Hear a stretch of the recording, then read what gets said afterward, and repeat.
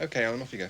All right, Ace, just gone 10. The wife's in church, the kids are ruining the furniture, the family next door's hitting each other with hatchets, everyone else is queuing up outside the alehouse. It's Sunday again on Radio City, and it's the Franny Scully show. Scully's uniquely Liverpool style has made him one of the city's best-known characters, and every week thousands tune in to hear echoes of their own lives, from Speak to the Scotty Road. Oh, you will have the strongest accent from Scotland Road, I think. Like the Docklands area, I think this is where it sort of originated from, isn't it? The Scouse, you know. Scouse, you know, it's hot pot, isn't it? You know, Irish stew sort of thing. You know, where we are a community of like Irish immigrants from years ago, aren't we? When it all boils down, like, you know. My great-granddad was Irish, you know. Patrick, his name was, funny enough. He jumped a ferry boat to America at the turn of the century. Well, he thought he was jumping a ferry to America, but he arrived in Liverpool the next morning, spent 2 days walking up and down the Docks Road looking for the Statue of Liberty. In the Scotland Road area, I think when you really get down to think, they are basically the Irish.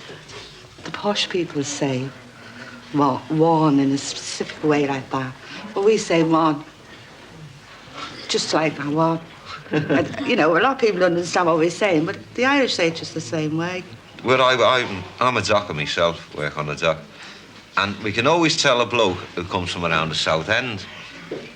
That's the South End of Liverpool, the Dingle area, Toxteth area.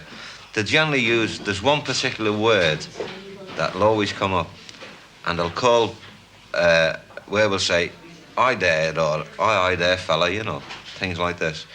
They'll say, "Hey, la," and everyone is known as la, you know, meaning lad. We don't say, "Oh, no, it's no good." We say, "Oh, it's last." That means it's no good.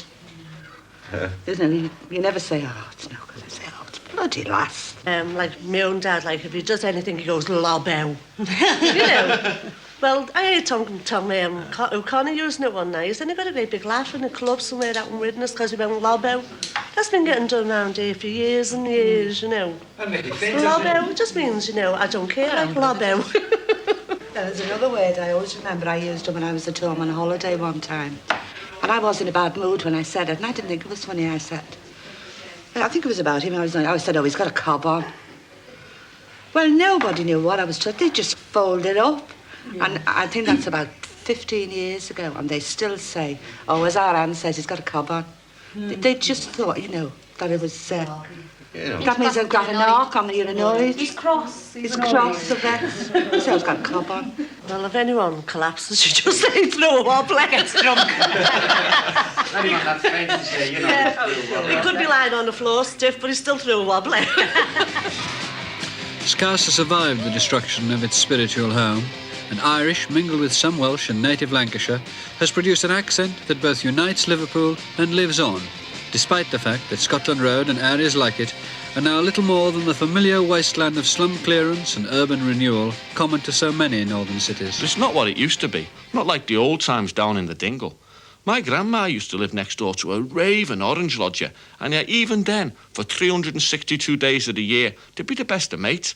But when the orange was in the window, on the 12th of July, or my gran had a shamrock and a buttonhole on the 17th of March, they'd be mortal enemies, and half sets and handbags would be flying between them.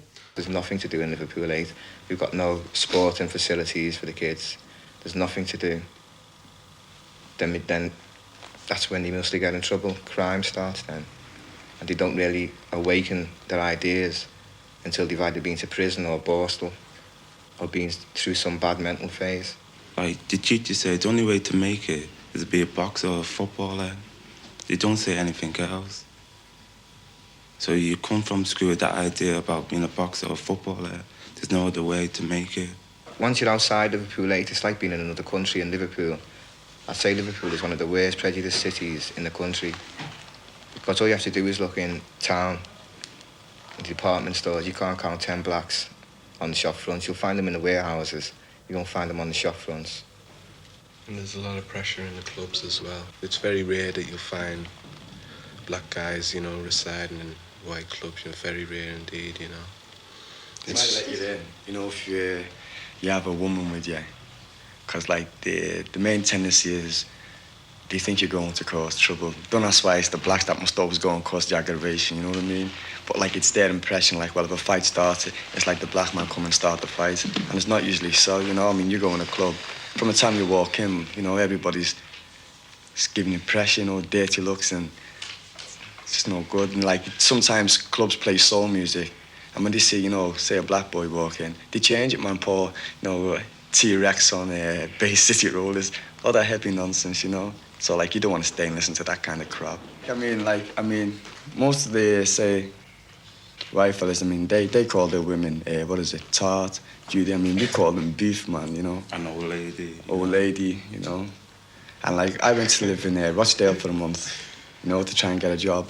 I had one hell of a trying, you know, trying to explain myself to people. If I say something to them say, like I say, well, I go about a job and the boys say, blah, blah, blah. And I say, well, listen there, what about the raise? And you go, I said, the raise, man, what happened? You don't know what I'm talking about, man. You know what I'm saying, wages. And it's a hard time. I got on the bus and you got to speak very slowly. Can I have an 8, please? You know, like one of us can have 8 there, now. So, it's pressure, you know. That's probably because a lot of us are born with West Indian parents and a lot of us have got African parents, so it's all mixed up into one. There's the white scouts which, all right there, la, where's Franny, la? You going on to feed the football? You know what I mean? I'm just asking, hey, what's happening, man? You know what I mean? There's a big difference. Yeah, but we're black anyway, and that separates us anyway without us even opening our mouth. If you go and speak with an Oxford accent, we're still going to be separated. When I'm in London, people laugh when I talk with a Liverpool accent, because they don't think there's black people talking with a Scout accent, like laugh and all that.